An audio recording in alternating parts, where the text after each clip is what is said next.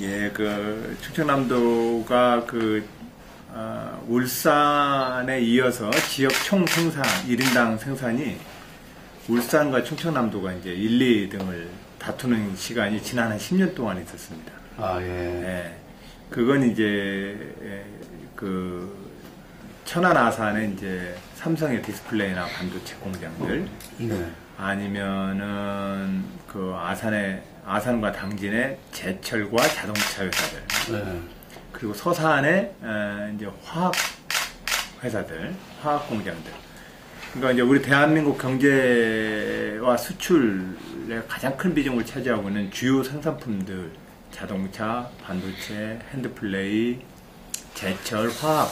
이 분야가 지난 한 20년 동안 충청남도, 천안, 아산, 서산, 당진에 집중적으로 성장했고, 이런 어떤 것에 따라서 이제 거기에 연관되어지는 이제 중소기업들이 집적되면서 지역의 고용률, 아니면 지역 내의 총생산액, 그리고 수출액, 이런 것 속에서 울산과 충청남도가 1, 2등을 전국에서 다투는 지역이 되고 있습니다. 앞서 말씀드렸던 것처럼 충청남도는 또한 한 가지만 더 말씀드리면 농업도이기도 해요. 네. 전국에서 한우, 네. 쌀 생산량, 네. 돼지, 고기, 그리고 뭐 우리가 많이 먹는 깻잎이나 고추, 버섯, 이런 장면에서 전국 1, 2등을 다 다투고 있는 지역입니다. 아, 네. 그렇기 때문에 이제 농업세도 전국에서 1, 2등 지역이고, 대한민국의 주요 산업화와 제품군의 생산에 있어서도 울산과 충청남도가 전국에서 차지하는 비중이 1등, 2등 지역입니다. 공업화와 농업화가 집중적으로 진행되고 있는 곳인데요. 근데 도지사로서는 좀 고민입니다. 대한민국의 고민이기도 합니다. 제 고민은 무엇냐면, 대한민국이 현재 주력 상품으로, 주력 수출과 산업으로 하고 있는 많은 제품들이 국제적 경쟁력을 이제 잃어가고 있습니다. 네. 특히 이제 중국을 선두로 하는 후발 그 국가들에 의해서 많은 제품군들이 원가 경쟁에서 이미 추격당하고, 네. 기술 우위와 기술 지배력에 속에서는 별 차이가 안 나는 현실이 자꾸 만들어지고 있습니다. 그래서 많은 공장이나 제조업 기반들이 자꾸 이제 중국으로 가거나 제3국으로 가고 있습니다. 이것이 최근 대한민국이 겪고 있는 가장 큰 어려움인데요. 이 속에서 대한민국의 어떤 제조업과 산업의 위기와 함께 그 위기를 직접적으로 이 충격을 받고 있는 곳은 역시 또한 충남과 울산일 수밖에 없습니다. 왜냐하면 가장 크게 대한민국을 주도했던 곳이니까 대한민국이 어려워지면 가장 크게 충격을 받고 있는 곳입니다. 거기다가 충청남도는 또 거기에 한 가지 더 어려움이 수도권 규제 완화 때문에 예를 들면 제가 취임 초만 하더라도 2010년 전후에서는 연간 한 5, 600개의 수도권 기업이 내려왔었는데 지난해에는 30여 개에 불과했습니다. 왜냐하면 수도권 규제를 다 풀어주니까 내려올 일이 없는 겁니다.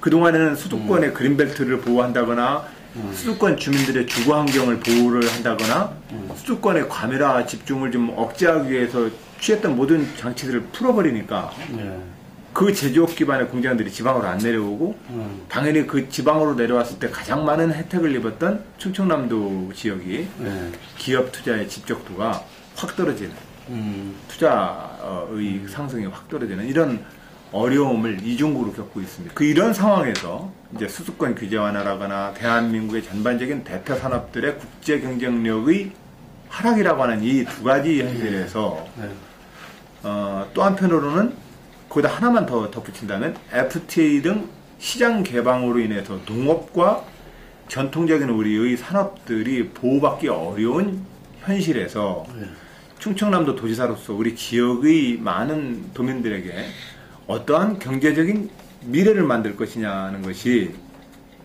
도지사로서는 가장 큰 고민입니다. 아마 대한민국의 대통령도 가장 큰 고민이실 겁니다. 그런 점에서 이제 충청남도가 지금 가지고 있는 것은, 고민하고 있는 것은, 첫 번째로는 삼농혁신을 통해서 전통 산업에서 놓칠 수 없는 이 농업 문제에 대해서 기본을 튼튼히 하자라고 하는 전략을 하나 취하고 있고요. 그러니까 싼 거 사다 먹자라는 전략을 가가지고는 세계화에 대한 대응이 아닙니다. 그것은 거의 국가를 위기 상황으로 몰아붙이기 때문에 먹거리를 중심으로 하고 또한 자연 생태의 보전 가치와 연동되어 있는 농수축산의 1차 산업의 경쟁력이라는 단어보다는 그 산업 자체가 국가의 기간 산업으로서 유지가 되도록 우리는 각별한 정책을 좀 만들어내야 합니다.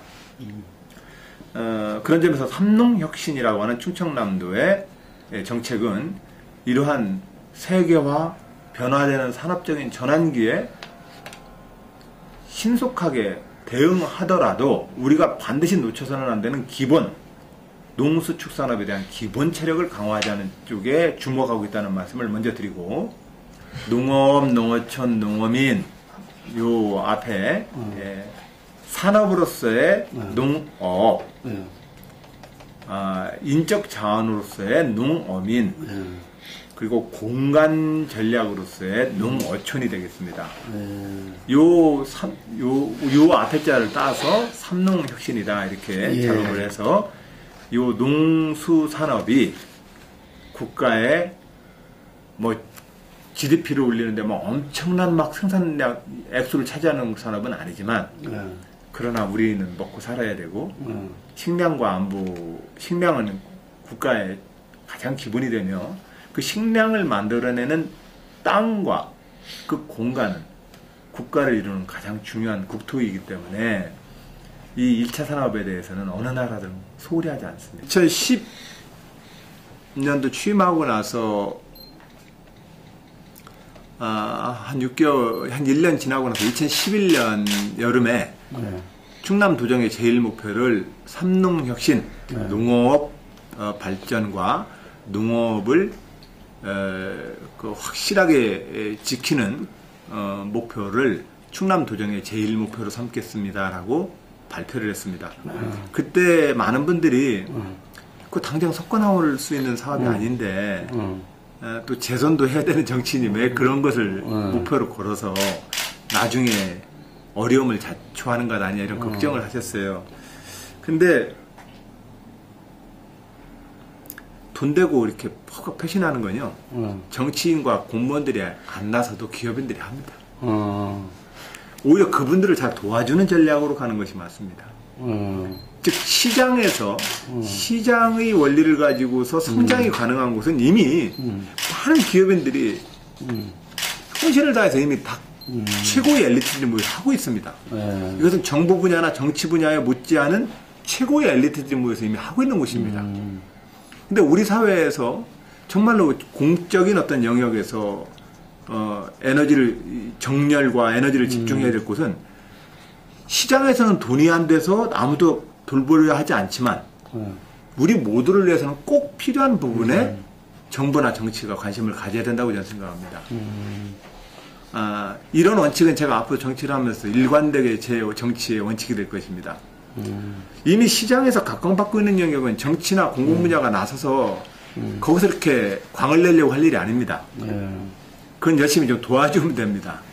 그러나 정말로 공공분야와 행정과 정치 분야가 관심을 가져야 될 것은 시장의 영역에서 이미 주목받지 못하지만 우리 모두를 위해서는 꼭 필요한 일들이 너무 많습니다. 저는 그것이 정치와 정부의 본령이라고 생각을 하기 때문에 당연히 또한 우리 충청남도가 농업도 세가 가장 센 곳이기 때문에 도정의 제일 목표를 삼농혁신으로 잡게 되었다는 말씀을 좀 드립니다. 두 번째는 뭐 여러 가지 요소가 있지만 그래도 이제 이번 민선 6기 들어와서 이제 고민을 더 집중하게 되는데요. 싼 땅값과 싼 임금을 바라고서 내려오는 기업만 유치해가지고는 우리 지역의 장기적 발전이 안 됩니다. 왜냐하면 그것은 더 싼 비용을 지출할 수 있는 곳으로 또 옮길 것이기 때문에 그렇습니다.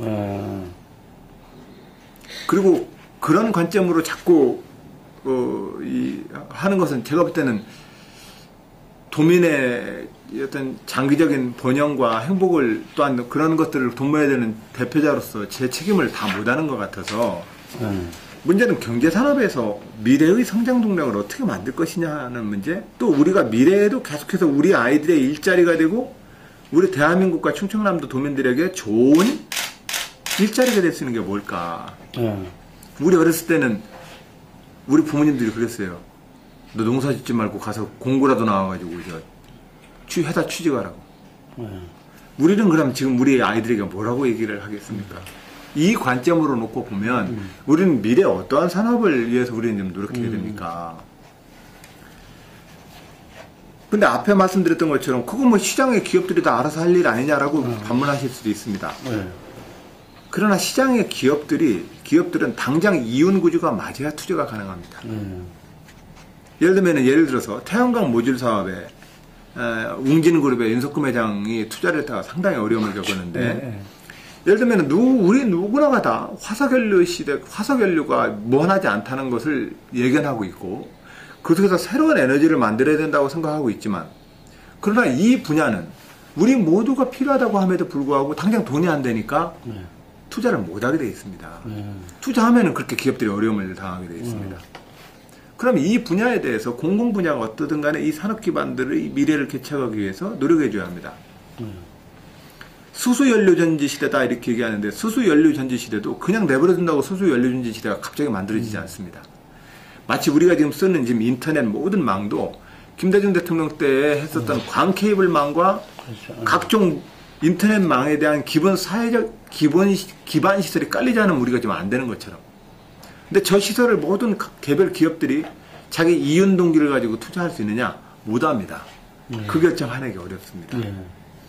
바로 이러한 관점에서 지금 충청남도가 미래의 더 좋은 일자리와 산업을 위해서 우리가 지금 어디에 힘써야 되느냐를 놓고 고민하고 있습니다. 그랬을 때 그것이 첫 번째가 해양 정책을 좀 더 강화하자. 해양.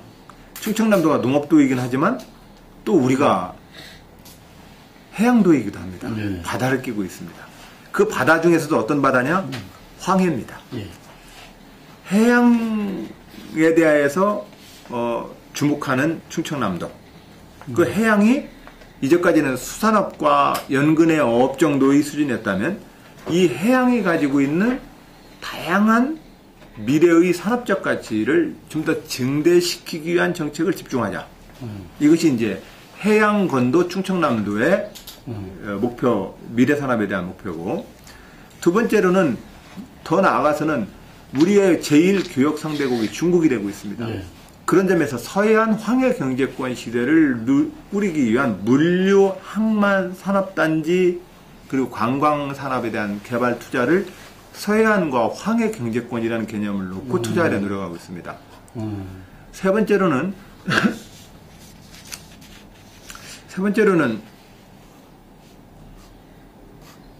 미래의 새로운 산업의 영역에서 지금 우리가 투자해줘야 될 것이 무엇인가를 집중을 해서 과제를 찾고 있는데, 그걸 현재 민선 6기 제가 이제 들어서 충청남도 경제산업 비전위원회를 만들어서 주요한 우리의 전략과 도정의 힘을 어떻게 경제산업 비전으로 쏟을까에 대해서 지금 고민 중에 있습니다. 연구 중에 있습니다. 그 중에 하나가 이번에 2015년도 정부 투융자 재정사업의 심사 대상 목록으로 충청남도의 수소연료전지 자동차, 우리가 말한 대로 이제 기름을 넣어서 떼는 휘발유차, 뭐 디젤차, 휘발유차, 그 다음에 여기다가 하이브리드 해가지고 전기 동력을 써서 쓰는 것을 결합하는 하이브리드 차, 그 다음에 요새 제주도에서 강조하고 중국에서 강조하고 있는 100% 전기차. 근데 문제는 이 100% 전기차이든 하이브리드 차든 다 석탄 떼고 기름 떼가지고 전기를 만들어야만 가능한 차입니다. 그렇기 때문에 화석연료 시대를 벗어난 차가 아닙니다. 근데 미래의 진정으로 이 화석연료 시대를 벗어나려면 수소라는 에너지원을 만들어내고 수소라는 에너지원을 내 입각해서 동력이 구동될 수 있는 시스템을 만들어야 합니다. 이것이 수소시대와 수소연료전지 시대의 미래이고, 그것이 현재 지금 자동차 산업의 미래 산업에 대한 투자이기도 합니다. 예. 그 도요타보다 우리가 먼저 현대자동차가 수소 연료 전지 자동차를 양산 체제를 만들었지만 현재 너무 비싸다 못 삽니다. 왜냐면 많이 판매하면 단가가 떨어질 텐데 많이 판매가 안 되니 지금 당장 단가를 떨어뜨릴 수도 없고 그렇다고 수소 충전소가 곳곳에 있어야 사람들이 소비를 더 할 터인데 수소 충전소도 휘발유 주유소보다 훨씬 더 설치비가 많이 들기 때문에 어렵고 또 휘발유나 기름 오일 회사들은 많지만 수소 회사들은 별로 없으니까 공급이 원활하지 못하니까 아직 수소 연료 전지 자동차 시대나 또는 수소 연료 전지 시대가 아직 안 만들어집니다. 그러나 장차로는 이 수소 시대로 갈 수밖에 없다는 것이 모든 나라들의 장기 투자라 한다면 충청남도가 이 미래 산업을 좀 선점하기 위해서 수소 에너지 시대를 대비하기 위한 수소 연료 전지 자동차, 수소 연료 전지 작업, 요 작업에 대한 산업 인프라를 깔기 위해서 지금 열심히 노력 중에 있습니다. 민선 5기와 6기 제가 이어서 하기 때문에 민선 5기 것은 이제 바닥에 깔려서 그 없어진 게 아니라 그거를 더 튼튼히 다져서 그 위에 이제 우리가 복지 정책이나 환경 정책이나 성장 정책을 그 위에 좀 쌓자는 겁니다. 제가 민선 5기 때 이 삼농혁신, 자치분권, 행정혁신을 자꾸 강조했던 이유는 이 토대 구축을 안 해놓으면 건물을 못 올리기 때문에 그렇습니다. 유능하고 효과적인 정부가 있어야 되고 유능하고 효율적으로 작동하는 국가와 행정 시스템이 있어야 합니다. 이것이 행정혁신과 자치분권의 과제입니다. 그리고 모든 산업의 근간이 되는 1차 산업, 그 중에서도 농수축산업에 대한 기본적인 바탕을 안 깔아놓으면 모든 산업은 사실상은 다 제업되는 사상 누각이라고 생각합니다. 그러니까 이 작업은 앞으로 지속돼야 되고 아마 국가의 역사가 지속되는 한 이 세 가지 작업은 빼놓을 수가 없습니다. 어느 정부에서나 해야 합니다. 그리고 다만 이 토대 위에 어떠한 복지 정책이냐, 어떠한 환경 정책이냐, 어떠한 산업 성장 정책이냐 이 문제는 이 토대를 튼튼히 하는 만큼 쌓을 수 있다고 저는 생각합니다. 예, 이러한 토대는 그래서 이제 3+3이라고 하는 제 나름의 도지사로서 일선 정부의 책임자로서 제가 이렇게 좀 최선을 다하면서 제가 걸어온 기록이 3+3이라는 고민으로 이렇게 좀 이렇게 가고 있다고 보면 될 것 같습니다. 예. 행복한 성장, 행복한 환경, 행복한 복지라고 이제 표현했는데 그것이 아까 말씀드린 대로 행복이라는 단어가 왜 우리 시대에 2012년 대선 때부터 왜 행복이라는 주제가 많은 정치권과 주권자들에 의해서 선호되었을까?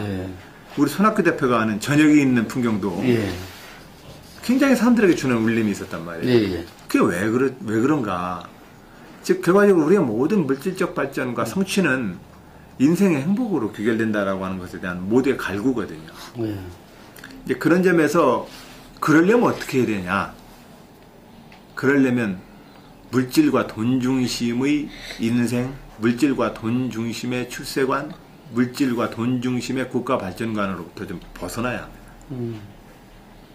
이것은 전 세계적인 트렌드를 보면 전 세계적인 흐름으로 보면 영어 자꾸 써서 죄송합니다. 흐름으로 보면 90년 초반 92년 리우 선언에서 나왔던 것처럼 지속 가능한 발전 철학입니다. 그냥 좀 이렇게 하루 딱 한나절 이렇게 잡아먹는 그런 거 하지 말고 서로 이렇게 오래오래 지속 가능한 발전 모델들을 우리는 만들자라고 국제정신에서도 이미 얘기한 바 있습니다. 그것이 20여 년 지났는데 20년 정도 지나고 나서 대한민국의 그 정신이 상륙한 거죠. 2012년 대선 때.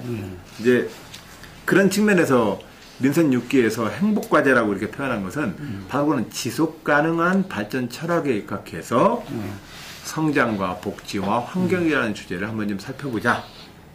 이렇게 이제 설명드릴 수 있습니다. 정당과 정치인들이 여러 가지 그 갈등 요소를 이렇게 끄집어내서 논쟁을 좀 복잡하게 만들어요. 국민들이 볼 때 헷갈리게 자꾸 만듭니다. 예를 들면은 뭐 예를 들면 뭐 저 이건희 회장 손자도 그럼 밥 준다는 게 말이 돼? 이렇게 얘기하면은 아주 가진 사람들까지 뭐 준다는 건 아니잖아. 이런 생각이 헐떡 걸리고 거기다가 그런 얘기를 하다가 그래도 국가 정책인데 무조건 해야지. 이러다 보면 사실상 논쟁 자체가 이게 아주 애매해져요. 근데 그렇게 논쟁을 하는 모든 정치인들에게 나는 제안하고 싶어요. 그 논쟁 왜 하는지 모르겠어요. 상대를 위해서 향한 말싸움에서는 이길 수 있고 성공했는지는 모르겠지만 그게 도대체 우리 사회에 뭘 주고 있습니까? 그것이 그런 모든 논쟁이 결과적으로는 20세기의 낡은 진보 보수의 관점에 발묶여 있기 때문에 논쟁이 더 전진을 못한다고 생각해요.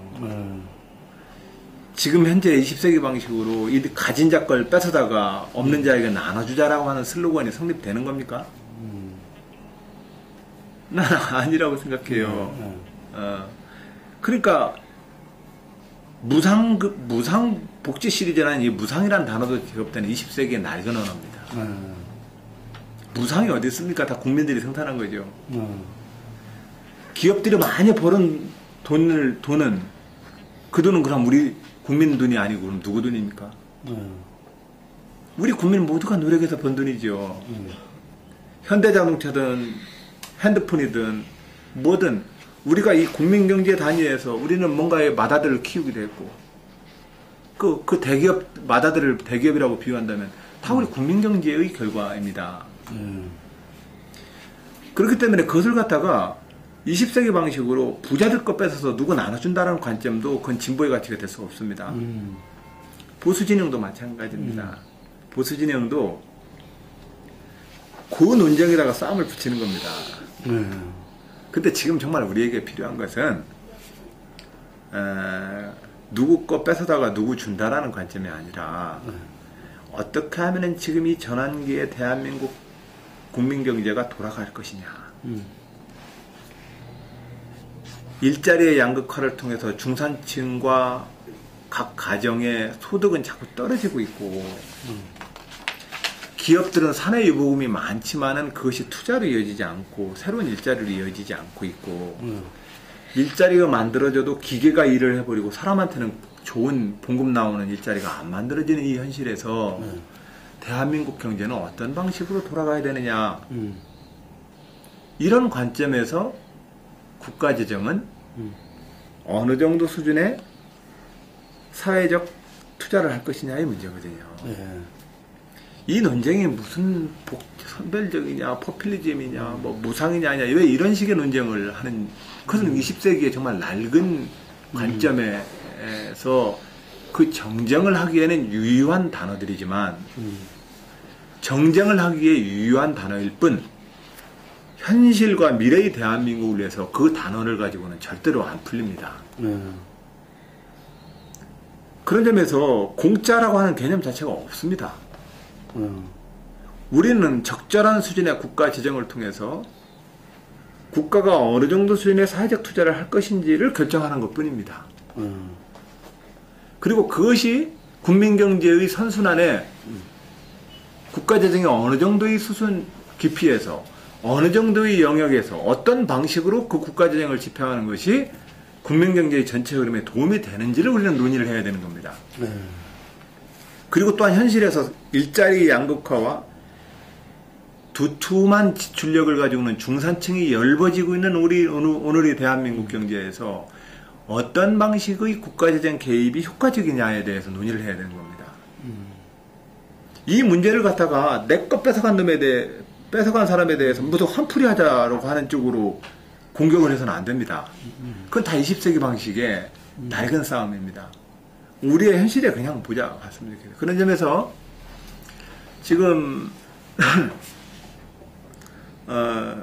지방정부 차원에서 어떤 복지정책을 하느냐 이렇게 말씀을 이제 주셨는데 지금 현재로서는 지방정부 차원에서 특히 대부분의 수도권, 서울과 수도권의 일부 도시를 빼고서는 죄송하게도 독자적으로 재정 편성을 할 수가 없습니다. 법적인 권한도 도지사가 하는 일을 100개라고 치면 약 한 80% 정도는 다 중앙정부 각 부처로부터 지침 내려서 그대로 하라고 내려오는 업무들입니다. 제가 그것을 어떻게 좀 더 효율적으로 더 집행할까의 문제에 이제 구조를 바꾸기는 어렵습니다. 재정의 권한과 사무의 권한으로 봤을 때 아직 지방자치가 전혀 아닌 겁니다. 그렇기 때문에 이러한 현실에서 지방자치단체별로 새로운 어떤 그 정책을 창의적으로 만들기는 굉장히 어려운 현실이라는 것을 먼저, 예를 들면 가장 지방자치가 발전 정도가 덜 하다고 하는 것이 이제 일본입니다. 근데 일본만 하더라도 지방자치는 두 가지입니다. 하나는 중앙 집권화된 중앙정부로부터의 자치이고 또 한편으로는 주민 스스로의 자치인 겁니다. 즉 지방자치를 라는 것의 핵심은 중앙 집권화된 중앙정부의 명령으로부터 하급기관으로서의 지방정부가 아니라 자치권으로서의 지방정부여야 하고, 또 하나는 민관의 관계에서 관에 의해서 이렇게 이 관이 뭐 결정하면 따라와야만 됐던 그런 민이 아닌 민의 자치로서의 지방자치가 돼야 합니다. 즉 주권자의 성숙한 참여를 이끌어내는 것이 지방자치이고, 중앙정부의 획일화된 국가운영 시스템으로부터 지역의 다양성을 보장하는 정부의 운영으로서의 지방자치입니다. 자, 이것은 대부분의 우리보다 선진국들이 다 잘하고 있는 영역입니다. 심지어 프랑스 같은 경우는 2003년에 헌법 개정을 해서 프랑스를, 우리는 대한민국은 민주공화국이다 이렇게 돼 있잖아요. 프랑스는 아예 헌법 개정을 그 당시에 했는데 그 개정의 가장 목표가 뭐냐면 프랑스는 지방자치공화국이다라고 했어요. 그것을 헌법 개정. 예.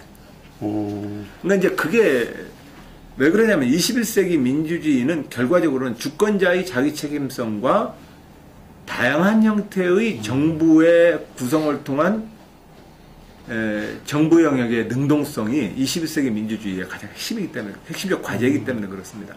그런 점에서 우리는 지금 지방자치를 전혀 안 하고 있는 것이지요. 그러면 권한 달라고 중앙정부랑 싸워야지 라고 저한테 물어볼 수 있을 거예요. 근데 그 싸움은요, 대부분 다 밥그릇 싸움이라고 하는 여론에 붙여서 안 됩니다. 그 싸움이. 노무현 정부 시절에는 사실상 시도지사 협의회하고 대통령하고 거의 반나절 한나절씩을 시간 내서 토론을 같이 했습니다. 근데 이명박 박근혜 정부 들어와서는 한 번도 토론한 적 없습니다. 그냥 돌아가면서 한마디 하고 밥 먹고 헤어지는 거죠. 근데 그 수준에서는 지방자치를 대통령 의제로 밀고 가기는 어렵습니다. 대통령이 직접 나서서 이 주제를 국가혁신의 과제를 가지고서 관심을 갖지 않는 이상 이것은 설령 그렇게 갔더라도 가기가 어렵습니다. 왜냐면 중앙 집중화되고 서울 중심으로 되어 있는 전국적 지배력을 가지고 있는 기성질서가 지방자치를 그렇게 긍정적으로 보진 않습니다. 왜냐면 뭔가 지방에다 맡기면 문제가 더 커지고 잘 안 굴러갈 거라는 다들 생각들을 가지고 계십니다. 심지어 지난해 국회의장 산하에 대한민국 헌법 개정을 위한 우리 각계각층의 전문가들이 헌법 개정안을 내면서 지방자치 관련된 헌법 개정안을 뺐습니다.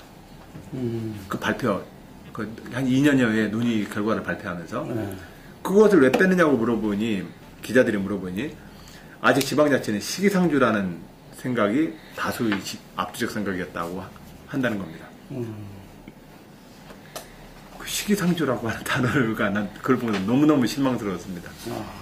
그러니까 이제 그런 것이 이제 오늘날 지방자치를 인식하고 있는 우리의 현 주소여서, 하여튼 제 입장에서는 당장 지금 권한쟁의 싸움을 하기보다는 현재의 제한적 지방자치라 할지라도 그것에 대해서 최선의 효과를 발휘하기 위한 노력으로 오히려 저의 노력을 집중하겠다는 말씀을 드립니다.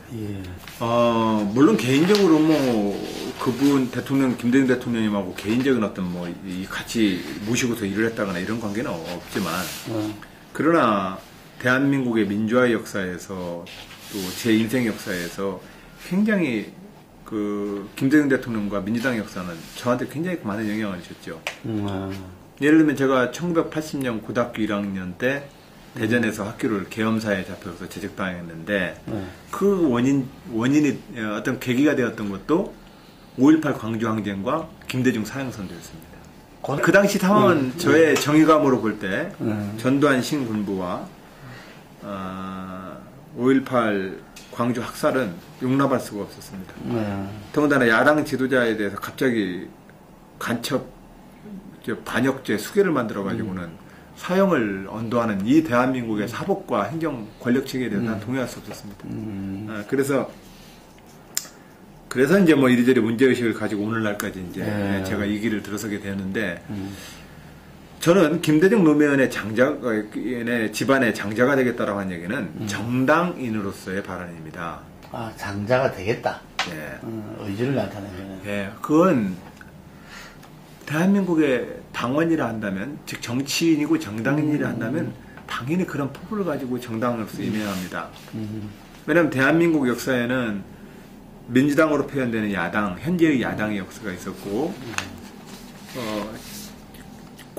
공화당으로 출발되어지는 또 새누리당의 역사가 있는 겁니다. 네. 이 역사에서 저는 정당인으로서 활동을 하고 있고, 그럼 당연히 이 역사를 이어받는, 그 역사를 가장 정통적으로 미래를 향해서 이어받는 그러한 정치인으로 성장하겠다라고 하는 것은 그 정당인으로서는 당연히 가져야 될 포부입니다. 그래서 제가 모든 민주당과 진보진영의 동지들에게 제안하는 겁니다. 김대중의 역사를, 그건 제도 정치권의 계량주의화된 정치인들의 실험이었을 뿐이야라고 진보진영의 한쪽에 있는 동지들은 또 생각할지 모릅니다. 그러나 나는 그 동지들한테 말씀드립니다. 아닙니다. 그 생각은 잘못됐습니다. 진보진영 모두가 눈물과 땀으로 흘려서 만들어낸 결과치가 그겁니다. 그것은 김대중이 만약에 실패한 영역이 있다면 그것은 김대중의 실패가 아니라 우리 모든 시대 역량의 한계였던 겁니다. 그것을 분리해서 그것은 제도권에서 이미 계량화되고 변질된 정치인들의 실험의 실패라고 끝나면서 좀 더 자기는 혁신적으로 혁명적으로 일할 거라고 하는 그 포부는 제가 볼 때는 꼭 간직하시길 바라지만, 그러나 그걸 가지고 당장 차별화를 기하는 것은 진보진영의 분열로 기합니다. 그래서 저는 진보진영에 있는 모든 동지들은 우리가 4.19 혁명 때부터 4.19 혁명 학생들이 열심히 했더니 기성정치인들이 다 그냥 말아먹었어. 나도 어렸을 때 그렇게 들었습니다. 근데 역으로 치면은 그것이 우리 시대 역량이었던 겁니다. 5.18 광주항쟁 열심히 싸웠지만 사실상은 양김씨로 표현되는 제도 야당이 그 투쟁 열기를 제대로 못 받았어.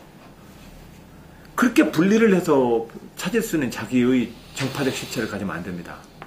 우리 모두에게 야당과 진보진영의 역사에서 자기가 그 역사를 오로 이렇게 잘 해서 그 역량을 모아서, 그래서 자기가 집권을 하고 자기가 대한민국 지도자로서 성장할 생각을 한다면 포부를 저는 좀 더 크게 갖자고 제안드리고, 그런 점에서 저는 민주당의 역사와 속에 서 있는 정치인으로서, 또 대한민국 진보진영에 서 있는 정치인으로서 그 역사를 이렇게 좀 잘 이어가보자, 이런 것이고, 역으로 한 걸음 더 나아가서 대한민국의 지도자가 되겠다고 하는 모든 정치인들에게 저는 제안합니다. 꼭 대통령이 안 돼도 대한민국 지도자라고 할 수 있는 겁니다. 그러니까 꼭 대통령 도전할 생각만 이 생각을 하라는 얘기가 아닙니다. 대한민국의 정치인이란다면 식민지, 분단, 전쟁을 겪었던 이 한반도의 역사의 정치 지도자로서 역대 모든 대한민국 대통령을 포함한 지도자들이 걸었던 그 길에 대해서 주목해야 합니다. 그게 옳다 그르다의 문제가 아닙니다. 왜냐하면 그것은 외세라고 하는 것, 한반도의 여러 가지의 여건 속에서 우리 민족이 겪었던 바로 자화상이기 때문에 그렇습니다. 그것을 미워하는데 저는 그치지 말기를 바라는 겁니다. 미워하는 마음으로 그 역사를 비판하고 공격하는 것에 의해서 진보 진영이라거나 보수 진영이라고 하는 자기 정체성을 드러내서는 안 됩니다. 보수 진영들은 이쪽으로 갔다가 종북 좌빨이고, 그렇죠. 식민지 독립전쟁 이후로는 이쪽은 좌파고 종북이다라는 공격만 종북을 하고 있습니다. 그래가지고는 대한민국이 한반도의 지도자가 되게 어렵습니다. 이쪽 진보 진영도 마찬가지입니다. 예, 똑같이 그 관점을 벗어나서 대한민국의 정치인이 되기 위한 노력을 해야 합니다. 그렇기 때문에 저는 두 가지입니다. 정당인으로서는 제가 속해 있는 이 진보 진영과 김대중 노무현 역사를 이어나가는 장자이고 싶습니다. 왜냐하면 정당인 소속이 있으니까. 또 한편으로는 이 5,000년 역사 속에서 우리 민족이 겪었던, 이 한반도가 겪었던 그 비의 역사를 뛰어넘는 정치인이고 싶습니다. 이 관점에서 서서 저는 정치 지도자들이 정치 행위를 하고 말을 하고 그런 관점에서 행동하기를 저는 제안하는 겁니다. 네. 우리가 알아야 될 그 역사의 범위 내에서 그것이 뭔가 안 된다고 해서 그것을 다 옳다고 인정하는 게 아닙니다. 그렇죠. 네. 그렇기 때문에 문재인 대표가 좀 더 넓은 틀로 이 대한민국의 역사를 안으려고 했던 노력에 대해서는 저는 정당하다고 생각합니다. 꼭 비대했다고 생각합니다. 예. 예, 저는 여야를 뛰어넘어서 많은 정치인들이 대한민국의 현재와 미래의 과제에 주목해서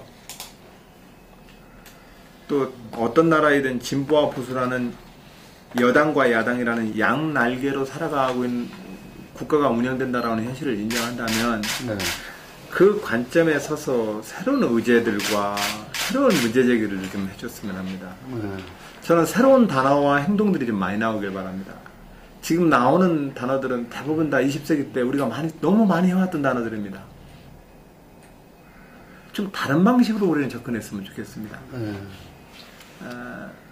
그래서 저는 지난번 국회 때도 한번 정책 엑스포 때의 마지막 폐막 연설 때에도 제가 이 말씀을 드렸었는데 우리가 모든 쓰고 있는 단어들과 생각들과 행동에서 20세기의 낡은 단어, 낡은 생각, 낡은 행동들을 씻기 위해서, 지우기 위해서 노력해보자.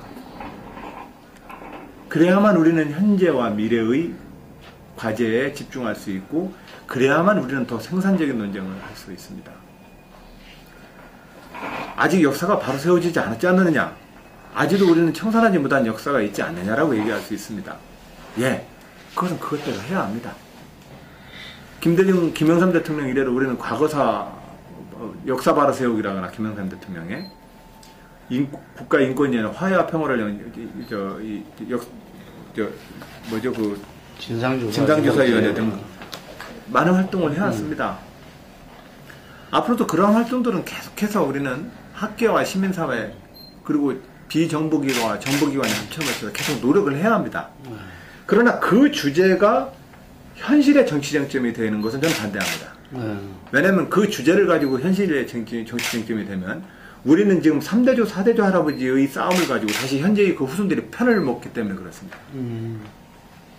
그것을 정치쟁점으로 하지 않아도 충분히 그것은 우리가 세워낼 수 있습니다.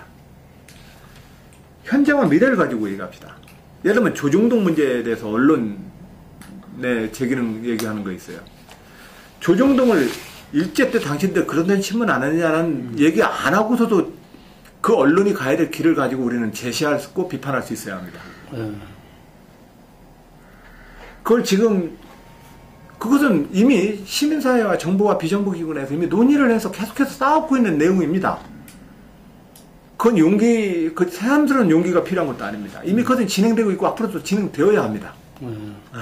그러나 그것을 가지고 현실 정치, 즉 내가 이런 주장을 하기 때문에 나한테 표를 도전하는 현실적인 권력 투쟁의 언어로 써버리면 그건 정치쟁점이 되어버립니다.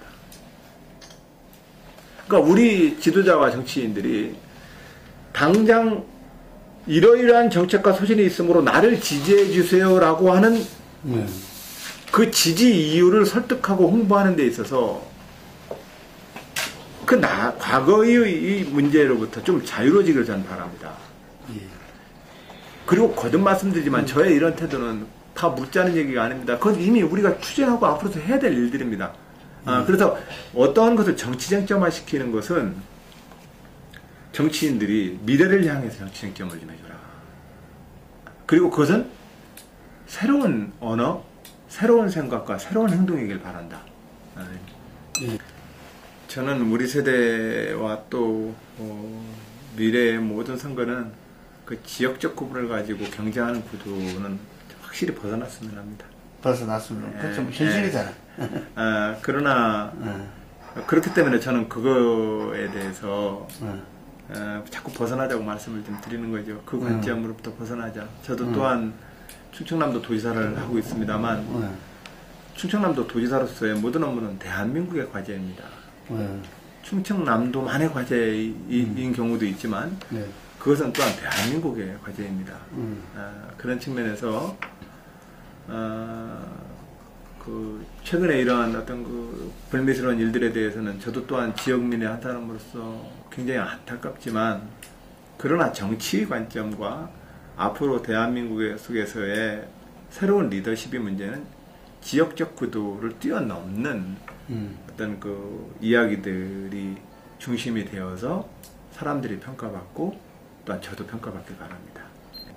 예, 하여튼 뭐 지방 정부를 경험한다는 것은 굉장히 저 스스로에게도 굉장히 좋은 또 많은 경험의 기회입니다. 근데 저는 거듭 말씀드리지만 현재와 미래의 과제에 대해서 지도자들이 한반도의 역사, 약소민족의 역사, 식민지 분단과 전쟁을 겪었던 이 역사, 이미 많은 후발 개발국들에 의해서 추격받고 있는 경제적 전환기에 서 있는 대한민국의 중산층과 서민의 위기의 현실, 이런 문제들을 뭔가 새로운 단어와 미래 비전으로 얘기하는 지도자들이 많아져야 합니다. 거기에 모든 에너지가 저는 쏟아지길 바랍니다. 그런데 그 미래에 대한 에너지로 쏟아내기 이전에 말을 했는데 계속 그것이 기존의 여야의 정쟁 구도에 계속 싸움만 불러일으키는 언어가 있다. 그건 제가 볼 때는 좋은 정치가 되기 어렵습니다. 그래서 지방정부를 경험을 하건 국회를 경험했건 어느 곳에 있던 그 21세기 대한민국에서 지도자들은 21세기 대한민국이 갖고 있는 현재와 미래의 과제에 주목해서, 그리고 또 우리 역사에서 가졌던 그 슬픔과 비애의 역사를 충분히 깊이 있게 천착해서 그래서 단어가 나오고 생각이 좀 나왔으면 좋겠습니다. 예를 들면 지금 우리가 분단 문제 때문에 모든 것이 안 풀립니다. 네. 그리고 이 분단의 역사가 70년이 되고 있는데, 이 70년 동안 남북 간의 지도자들이 한번 만날까 말까를 가지고 이렇게 국정에 가장 큰 이슈가 되고 있는 이 현실은 그 자체로 국민들한테 혼나야 될 일입니다. 이 관점에서 고민을 해야 되는 겁니다. 이 관점에서 고민을 해야 되는데, 지금 현실은 아이고 저 못된 놈들 혼내주자 이러면서 막 강경을 얘기하거나 뭐 이것을 가지고 사람이 싸워요. 그건 옛날 방식입니다. 그건 해방정국과 전쟁 때의 얘기입니다. 그러나 그 전쟁과 해방이 지금 70년째 뒤로 흘러왔으면 이 시대에는 당연히 이 문제를 어떻게 풀 것인가에 대한 얘기가 집중적으로 더 나와야 하는 겁니다. 근데 여전히 어떻게 해방정국 때 쓰던 단어들이 그대로 씁니까? 상대를 향해서 종북좌빨이라고 얘기를 하고 무슨 뉴라이트다 그러고, 세상에 이런 식의 행동들을 서로 하면 그게 당장 국민들에게는 옛날과 아픈 상처 때문에 자기 지지표를 결집시키는 데는 쉬울지는 모르겠으나, 정말 국민들과 현재와 미래의 대한민국 이익과 국민들이 그 싸움에 대해서 옳게 평가할까요? 개항기 때 쇄국이냐 개방이냐를 놓고 싸우던 개항기 때의 싸움과 무엇이 다릅니까? 이게 다 과거의 그 자기 원한과 자기의 현실적인 어떤 이해관계에 얽매여서 그 개념들을 불러다가 자꾸 정치로 싸움할 뿐이지, 그 사이에 국가는 정치돼 버립니다. 그래서 제안하는 겁니다. 제가 단순히 무슨 중도주의 하자고 하는 거 아닙니다. 대한민국 현실이 지금 녹록치 않고 있고, 이 분단 문제에 대해서 우리가 문제를 적극적으로 풀지 않는 이상 우리가 중국한테도 어려워지고 미국한테도 어려워지고 일본한테도 어려워지는 겁니다. 그러나 남북한이 좀 더 많은 대화를 가지고서 문제를 풀 수 있으면 우리는 주변 국가들과 훨씬 더 많은 외교적 전략을 쓸 수 있고 한반도에 유리한 여건들을 조성해낼 수 있습니다. 근데 남북 간의 대화조차도 못하고 있는 현실을 세상에 국가를 책임있는 지도자들이 그것을 갖다가 국민들한테 저 사람들이 나쁘다고 저 사람들을 미워하라는 얘기로만 그 수준에서만 연설을 한다면 도대체 어떤 그건 좋은 정치가 될 수가 없고 국민들한테 절대로 잘했다고 칭찬받을 수 있는 정치가 아닙니다. 그래서 제가 20세기의 낡은 생각 언어를 버리자고 하는 것은 그냥 단순하게 추상적 단어가 아닙니다. 매우 현실적인 우리의 변화의 지점입니다. 이걸 하지 않는 이상 사실상 대한민국의 지금 경제적 활력도 박근혜 대통령이 말하는 창조 경제도 안 나옵니다. 만들기 어렵습니다. 그렇게는. 이번에 공무원 시험 보는데 730대 1이랍니다. 나는 우리 대한민국 젊은이들이 전 세계 어디나 나라도 가장 경쟁력 있고 똑똑하고 정말 좋은 젊은이라고 생각합니다. 그 아이들을 갖다가 730대 1이라는 그 시험 책상에 앉아놓고 이 나라는 문제가 있는 겁니다. 왜 그 아이들이 새로운 세계를 향해서 도전하지 못하게 합니까? 가정교육과 학교에서의 12년과 16년 교육이 그 아이들한테 뭘 가르쳤길래 걔네들이 730대 1로 몰립니까? 이 문제에 대해서 우리는 대한민국을 이끌고는 기성세대로서 반성해야 합니다. 그러니까 이것을 갖다가 또 여전히 그러면은 뭐 정규직과 비정규직 싸움, 뭐 노동시장 윤화에 대해서 문제 우리 논의해야 합니다. 평생 고용을 보장할 수 있는 산업과 상품이 없지 않습니까 지금? 이것은 진보의 주제도 아니고 보수의 주제도 아닙니다. 그 과정을 통해서 우리는 또 진보 보수로 나뉠 겁니다. 어떻게 나뉘느냐? 주제만 바뀌더라도 역사는 진보 보수가 만들어집니다. 근데 그 핵심적 가치가 뭐냐? 하나는 서로 좀 돕고 살자. 서로 협력하자. 좀 더 도우면서 걷는 길을 방법을 선택하려고 하는 사람이 하나 있고, 또 하나는 우리 모두는 불평등하다. 개인의 책임하에 운영될 수밖에 없다라는 철학을 가지고 됩니다. 이것이 진보 보수를 만드는 가장 원천의 원물질입니다. 인류 역사 2000년 3000년을 봐도 다 이 두 가지 태도로부터 동학도 나오고 황건적인 난도 나오고 다 나오는 겁니다. 그러니까 이 원천을 가지고 이 새로운 시대를 또 논의하다 보면 또 여야가 생기고 진보 보수가 생기게 되는 겁니다. 그러니까 이것을 갖다가 갑자기 막 다 섞어서 절대로 정파는 나쁜 거다라고 얘기하는 것도 나는 그거 옳지 않다고 생각합니다. 또 생기게 돼 있습니다. 다만 어떤 경쟁과 정쟁을 할 거냐? 미래를 향해서 하자. 현재의 주제를 가지고 하자. 현재와 미래를 향해서 해야지 과거의 상처에다가 자꾸 소금을 뿌려가지고 서로 간에 미움을 돋구는 정치는 절대로 하지 말자. 그러면은 첫 번째로 개인도 얼굴이 안 이뻐져요. 자꾸 남을 비하고 하게 되기 때문에. 그리고 또 국가도요. 개인 유분에 하나만 더 말씀드리면 정치하면서 정말 저도 편안하게 살고 싶어요. 마음의 평화를 유지하고 싶어요. 근데 누구를 향해서 미움이 쌓이면 저도 마음이 불편해서 못 견디겠어요. 근데 정치라는 것이 이렇게 쇠심줄처럼 모질고 모진 사람만 하는 직업이라면 그 정치가 저 평범한 서민들한테 좋은 정치가 될 리가 없어요. 소박하고 착한 마음으로도 정치 가능해야 돼요. 그러려면 어떻게 해야 될까? 이것이 제가 계속 고민한 주제예요. 그랬을 때 미움과 분노로부터 벗어나야 돼요. 미움과 분노를 주 재료로 해서 정치라는 요리를 만들면 안 되겠더라고요. 그건 나도 망해요. 내 인생이 망해요. 이미 정복군주의 시대는 필요해요. 그러나 제가 가지고 있는 일관적인 어떤 흐름들은 연대와 협력의 가치에 대해서 좀 더 주목을 하는 정치인이에요. 이게 진보적 가치예요. 네. 예전에 노무현 대통령이 구시대에 새시대의 첫차가 되려고 했는데 구시대의 막차가 된 것 같다 이렇게 표현했거든요. 우리 모두 새시대의 첫차가 되려고 노력을 하자고 말씀드리고 싶어요. 그런 노력으로 해야만 구시대의 마지막 칸이 될 수 있어요. 네. 그런 노력도 안 하면 구시대의 제일 앞에 가 있어요. 저는 그게 인생이고 그게 역사의 변화 같아요. 새 시대의 첫차가 되겠다고 아무리 노력을 해도 사실은 우리는 새로운 세대가 커나오기 때문에 구시대의 막차가 될 수밖에 없어요. 마찬가지예요. 지금 20대도 마찬가지입니다. 그렇기 때문에 새 시대의 첫차가 되려고 하는 마음으로 늘 노력을 하자 제안을 드리고 싶어요. 그래도 우리는 구시대가 됩니다. 그러나 그렇게 가야만 역사와 국민들의 변화에 비로소 맞춰질 수 있어요. 안 그러면은 역사와 국민이라는 큰 강물을 뒤쫓아가거나 그걸 방해하는 사람이 되게 되더라고요.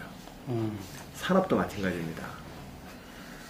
예를 들면은 코닥이나 후지필름을 만들었던 그 필름 공장들이 디지털화된 시대에 자기가 자기 변신을 조금만 아차하고 늦춰버리면 바로 그 산업이 끝나버리는 겁니다.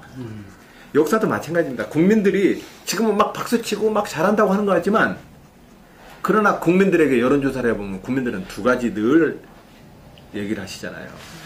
어떤 현재에 대해서는 그놈 나쁜 놈이야 이렇게 얘기도 하고 또 한편은 싸우지 마 이렇게도 얘기해요.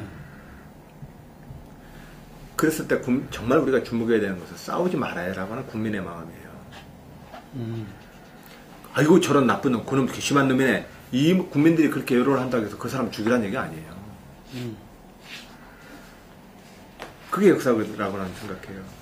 그런 점에서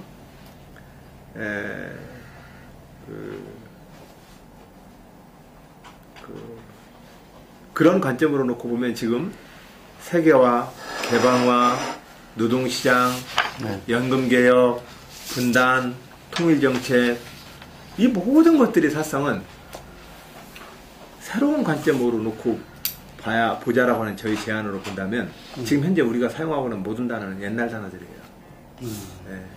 저 충남도지사 안희정입니다. 제가 조금 오늘 얘기가 저희가 좀 무거울 수도 있습니다. 그러나 무겁거나 혹시 슬픔이라거나 우리 참 역사는 너무 안 돼 이렇게 생각을 하시기보다는 저는 이 말씀을 끝으로 드리고 싶어요. 그래도 우리나라가 살아왔다는 것은 그 국민들이 지켜왔던 역사다. 저는 지금 정치인 입장에서 정치인들 우리 모두 정신 차리자 이 얘기를 좀 한 것이고 국민들은 이 역사를 늘 전진시켜 왔습니다. 나라를 지키기도 했고 역사를 바로 세우기도 했습니다. 그 국민의 역량이라는 측면에서 보면 저는 무한한 자부심을 느낍니다. 대한민국의 국민인 것이. 전 세계 어떤 국가의 역사를 보더라도 제가 간혹 인용하는 예가 있어요. 룰라 대통령이 기초연금과 애들 학교 보내는 것을 연동시켜서 보냈잖아요. 기초생활 애들을 의무교육을 학교에 보내면 그 부모한테 기초생활급여를 줬어요. 그래서 오늘날 룰라 시대에 브라질의 산업적 어떤 발전의 틀을 만들었다고 평가를 합니다. 저는 그 룰라 대통령이 평가받는 그 순간에 어떤 생각을 했냐면 60년대, 70년대 우리 많은 부모님들이 생각이 났어요. 그들 모두가 다 룰라였거든요. 5천만 명의 룰라가 있는 나라예요, 우리나라가. 저는 그런 자부심이 있어요. 그들은 어떠한 국가의 정책이 없었음에도 불구하고 자기 모든 거 다 팔아서 자식을 교육시켰어요. 그게 대한민국의 성장의 동력이었고 저는 그것이 대한민국에 대한 저의 자부심입니다. 그런 점에서 정치인으로서 죄송할 뿐입니다. 그러나 우리 모두에게 저는 감히 말씀을 드립니다. 우리 역사에 대해서 자부심을 가집시다. 우리 대한민국의 국민들이 지켜오고 그 국민들이 눈물과 땀을 통해서 일궈온 그 역사에 대해서 진정으로 우리는 그분들을 존경하고 그 존경심으로 우리가 이 한반도의 역사에 대한 자부심을 갖자는 말씀을 드립니다. 폴리뉴스 모든 분들 오늘 즐거웠습니다. 건강하십시오.